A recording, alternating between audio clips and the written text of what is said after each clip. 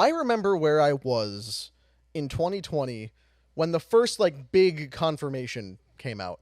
I was working at a small little political podcast based in Boynton Beach. We were all working from home. We hadn't been in the office in like 6 months because of COVID.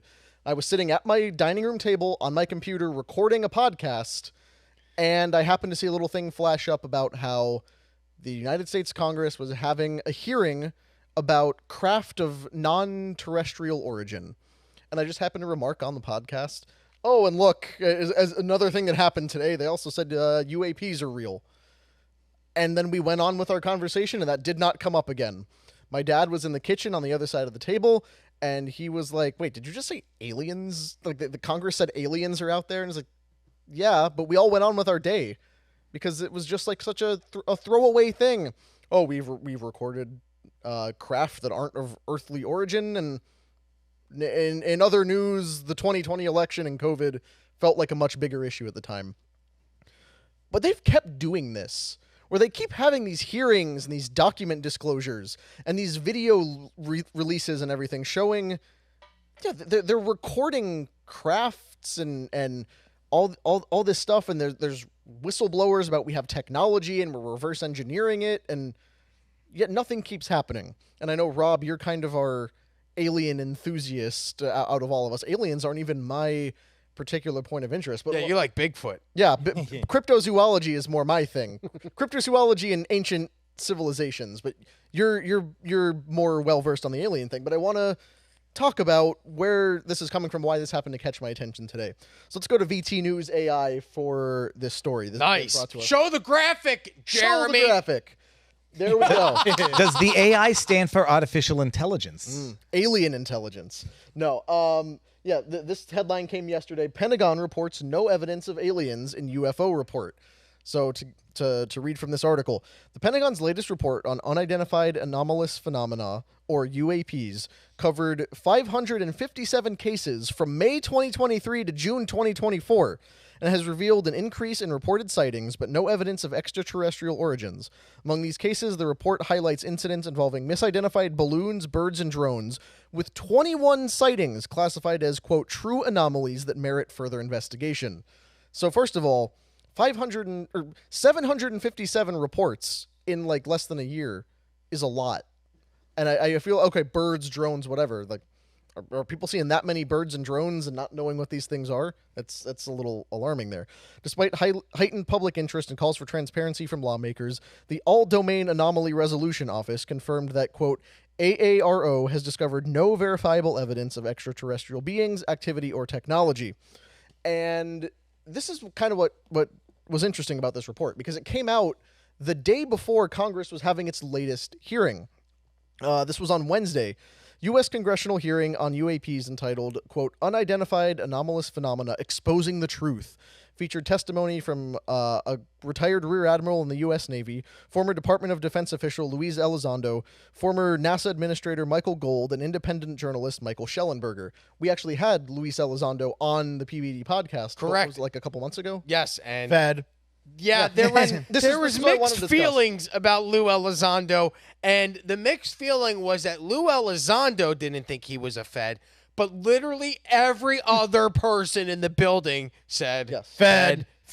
He did an interview right after us, and he, word by word, repeated the same speech script and this is why I wanted to bring it up, because I know our feelings about it. I am very skeptical of Elizondo as well. Schellenberger is a little bit different, but honestly within the same thing. These are all guys who have put out whistleblower reports and statements about things they heard from other people.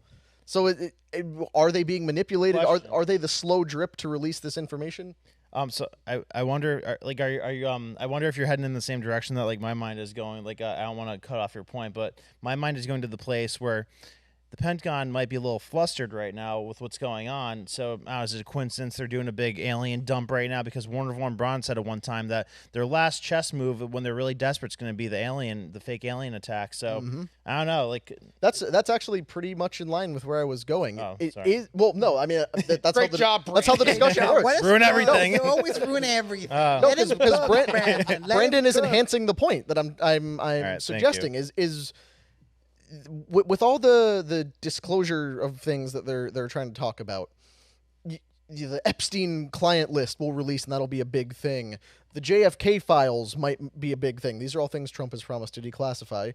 He notably has never really talked about, alien files, but for the last couple years, we've been drip-fed pieces of information in the most boring, slow, monotonous way possible, which is live-stream congressional hearings on C-SPAN, where people come up and like, yes, I can't confirm outside of a closed session, but I do want to indicate that, I've perhaps heard from another person who allegedly worked on a thing to reverse engineer non-human biologics recovered from craft. It's like, could you come up with a more interesting way to say you found aliens? No, what it was basically saying is it was something that flew into a bird, and so there were biologics on it. It just was non-human. Exactly. But Nancy Mace was overseeing this last one, which made it a little bit more interesting. I have a few clips of also that more as well. appeasing to the eye. Yeah. It was Nancy Mace and Anna Paulina Luna, I think, who were doing a lot of the conversations. She's my favorite. Oh, I'm sorry. Can you do that again for the camera? Do that for the camera. That was so funny. No, I'm a respectful man. Never mind. Can we go to my next clip, Brandon? Because here's Elizondo, and there we go. Let's see what he had to say. When it comes to Blue Force Technologies, I would not be able to discuss. Okay. Are you read into secret UAP crash retrieval programs? We would have to have a conversation in a closed session, ma'am. I signed documentation 3 years ago that restricts my ability to discuss specifically crash retrievals. I submitted for my book through the DOPSR process, which took a year for it to be reviewed. And what is in the book is what I was told I'm allowed to talk about. Has the government conducted secret UAP crash retrieval programs, yes or no? Yes. Okay. Were they designed to identify and reverse engineer alien craft, yes or no? Yes. Does the U.S. government have any reverse, we already answered that question about retrieval programs. Do any U.S. contractors have the same? I would prefer to address that in a closed session, ma'am. Okay. I don't trust in your book, you mentioned government employees who've been injured by UAPs, placed on leave, and receiving government compensation for their injuries. Is that correct? That is correct. How can the government deny we have recovered craft if they're paying people because they've been injured by recovered craft? Ma'am, that's a great question. That's why I think we're here again, because I've seen the documentation by the U.S. government for several of these individuals who have sustained injuries as a result of a UAP incident. It's a crazy idea, right? The hypocrisy and the logic. Okay, Mr. Schellenberger, I'm going to say it again. All right, so there we go. That's how all these hearings play out, of people who are questionably federal operatives describing aliens in the most boring terms imaginable. But Nancy Mace did raise a very valid point. If we can skip ahead, I have a tweet from her right here. If it doesn't exist, why are we spending taxpayer dollars on something that isn't real? And if it does exist, why is it being deliberately hidden from the public? And I feel like this is the important question, because there is so much money being poured into these things that we don't know about. Is there like an issue about some people having good investigative committees, and some people being slapped on the loser investigative committees? Yeah, I don't know. Because fine, you're going to have a lot of committees. I agree with Nancy Mace here. Like, okay, it either exists or it doesn't. But these hearings where somebody comes up and says, "Here's a bunch of information, but I can't go further behind closed doors." Oh, I'm such an important figure that I can tell you what I can tell you publicly. But she's right. But this might be one of those crappy committees, and Nancy Mace is like, get me off this crappy committee. Why have all these people been made to sign documents about what they can and can't say publicly if there's nothing to cover up?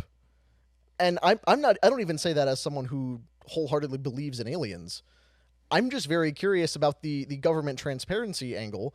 Will the Department of Government Efficiency be able to tackle the massive federal budget spending apparently on alien-related stuff? I don't know, but I'm curious. I would bet that all of it, if not 99% of it, deals with military secrets and not aliens. And so they've recovered stuff from maybe China, Russia that defies our technologies, and they don't want to disclose it, or it's their own stuff and they don't want to disclose it, so they're cloaking it as alien material. Well, Viva, so you ever seen a documentary called The Lost Generation? No. The Lost Century? So will blow your mind. Like, I told everybody here to watch it. Basically, we were using 100-year-old technology. Like 100 years ago, people found out how to create electric cars that ran from like basically the ionosphere and like the particles in the atmosphere.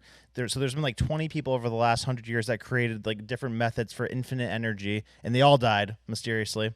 So 1951, there's this thing called the Government Invention Secrecy Act.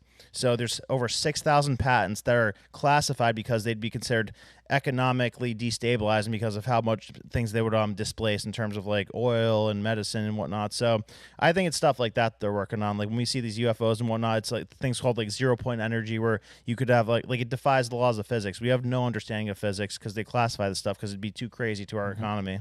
And Connor, to add to this point, to add some color to this, like I'm the first non-pilot on my lineage. Like my great-grandfather was a pilot, my grandfather was a pilot, my dad is a pilot, and my brother is a pilot. I cannot have lunch, dinner, or whatever outside because anything that is moving on the sky, they will turn around and identify it. They'll be like, oh, that's a 747. Oh, that's this plane, this other plane.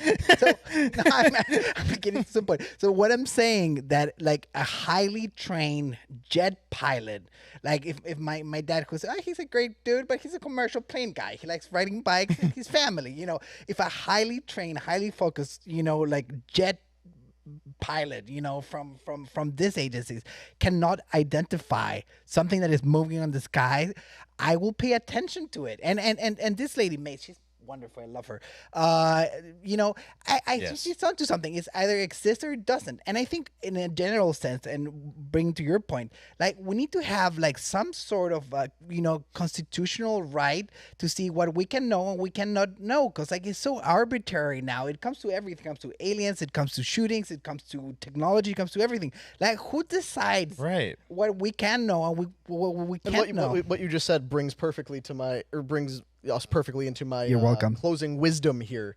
If we can throw up my final quote on the subject before we go to our points here. Anything can be a UFO if you're bad at identifying flying objects. There's a metaphor in there to life in general. Yeah. Much to think about here. Let me blow everybody's mind. Do you all know what percentage of the water on Earth came from meteorites, came from outer space? Ooh. The majority. No. So like it's either 50% or the majority. No. So now, as far as it goes for alien life, this is going to blow everybody's mind. It objectively exists. Tardigrades can live for hundreds of years frozen in ice. Life on Earth came from outer space. In the fact that, this is my hypothesis, but a lot of people hold it, life comes from water, and the majority of water on Earth came from ice on meteorites. So let that sink in. Intelligent life, maybe not. Maybe they're intelligent in avoiding us. This, I think, is all an attempt either to cloak or distract from military secrets that they don't want the public knowing. These things crash, and what better way to pique people's interest than by calling it UFOs when it's actually just government technology? It's kind of like a sperm meeting an egg, meteors hitting the Earth and then creating life. That's weird. Well, when I first discovered that fact, it was mind-blowing.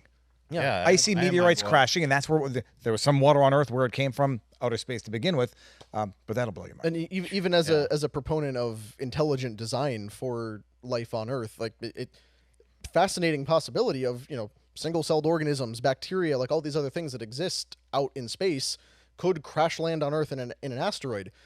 I'm not inclined to believe there's sentient civilizations of high-functioning beings that can build instant teleportation and 0-point energy technology and travel to Earth just to look at us from very far away and do nothing else. If they could get here, they would have taken over us by now. I more ascribe to the Tucker Carlson interpretation of things, which is any alien phenomenon we've encountered is stuff that's always been here. It's dimensional, not just outer space. But I just read off that report. They have these encounters where, 757 of them recorded, about 24 of them genuine anomalies. Okay, 24 is a lot in a year. Like, so the phenomenon is happening. There has to be an explanation for it. And either it's nothing, in which case we're wasting money on it, or it's something and we deserve to know what it is. And that's my concluding point here. So if you like this clip, click right here. And if you want to see more like it, click right here. Stay angry, Patriots.